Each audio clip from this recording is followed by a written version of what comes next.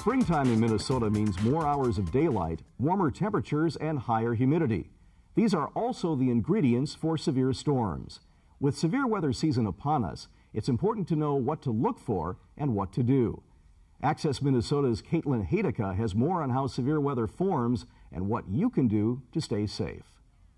Joining us today is meteorologist Todd Krause. Todd, thank you for joining us. You're welcome. How long has the National Weather Service been here in Chanhassen? We've been here since 1995, moved out from the airport after having been out at the airport for decades.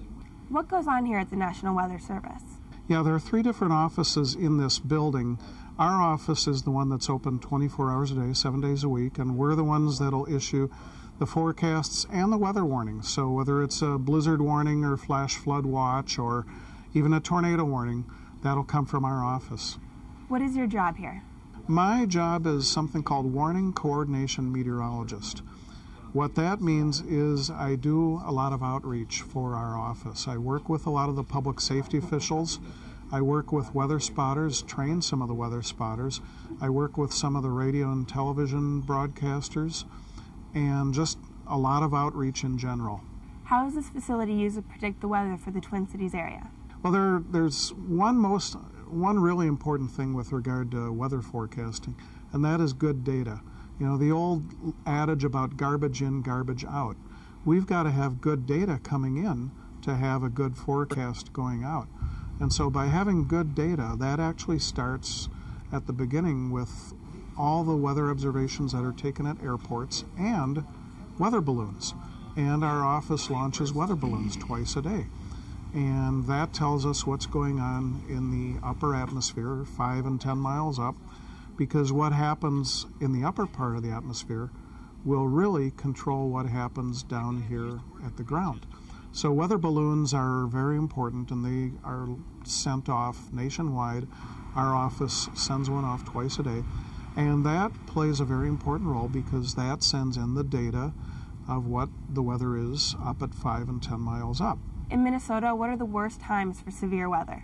The worst time for severe weather is really any time from March through October.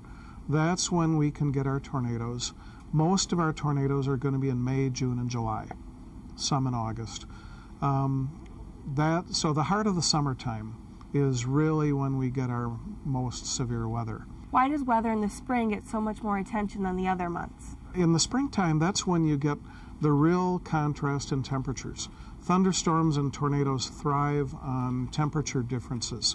So in other words, if it's 80 degrees in Missouri and it's 30 degrees in North Dakota, you know, thunderstorms like that kind of temperature differential.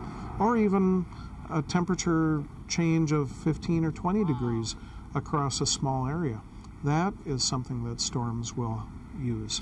So you get those kind of temperature differences a lot more in the springtime because we're just getting rid of the cold air from winter, and here you've got all the warm air coming from the south coming in.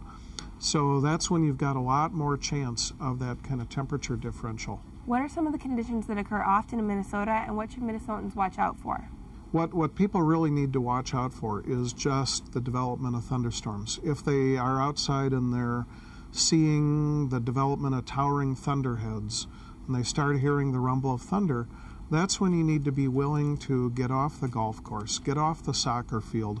You know, if you're out taking the dog for a walk, you know, get back inside. That's when you need to be willing to change your plans a little bit. When you start seeing those towering thunderheads and hearing that rumble of thunder or seeing lightning in the distance, you need to get inside because lightning obviously strikes in an instant. Are tornadoes something that Minnesotans really have to worry about? You know, Minnesota gets a lot more tornadoes than people might think. We average on the order of 40 tornadoes every year. And most of those are going to touch down and do nothing, you know, maybe in a field or maybe in a wooded area or something like that. But every year we get a half dozen or so, maybe even as many as 10, 5 to 10 per year that hit something or other. And hopefully it'll be just a small area, but you'll even get a couple tornadoes a year that go on and on and on for miles and miles. How does flash flooding affect Minnesota? Flash flooding is a problem. We have had several fatalities from flooding over the last few years in Minnesota. And oftentimes you wind up getting people at nighttime driving down the road, and they see the water flowing across, and they think, well, it's not that deep. I can get across. And as it turns out, the water is a lot deeper or moving a lot faster than they might think, and they get swept downstream. And so that's happened here in Minnesota a number of times, most commonly in southeast Minnesota, but it can happen really anywhere in the state. People like to be prepared for the weather that is coming. Can you tell me a little bit about the NOAA weather radio service? The NOAA radio service is really outstanding, because if people want to hear about weather warnings and it's the middle of the night, or if they don't have their TV or radio turned on, the National Weather Service has a radio system. We've got weather radios, that's what they're called, and the radios will, if you go buy one, which you can get at radio stores and online, if you have one of these things, that radio will beep. And it could be in the middle of the night, or let's say you're doing chores, or you're working in the garage or in the basement or doing whatever, that radio sounds off with a really loud alarm, and it'll let you know that there's a storm warning for your area. How is this spring's weather compared to weather in the past? It was a pretty quiet winter. It really was. We didn't get much snow at all until February into March. So it was a very quiet year, very mild, in fact, November, December into January. Then came the cold wave in January, and then a couple of snowstorms, but we had just an unprecedented lack of snowfall, and really a snow drought by and large. And so while some people thought this is great, we don't have to shovel, and there are plenty of other people, resort owners and farmers, that really depend on that amount of moisture. And so lakes and rivers are down, we're down low, and it's going to take a little while for them to get back up to normal.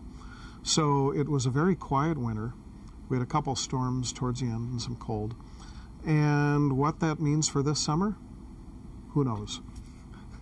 There's really no way to tell for sure what's going to happen this summer based on based on what happened over the winter. It could be a very quiet summer, or maybe things are transitioning. There are some hints that we're getting a transition right now in the overall large-scale atmospheric circulation. But nevertheless, there's no way to know how many tornadoes we're really going to get this summer. Todd, thank you so much for joining us and for all the information. You're welcome.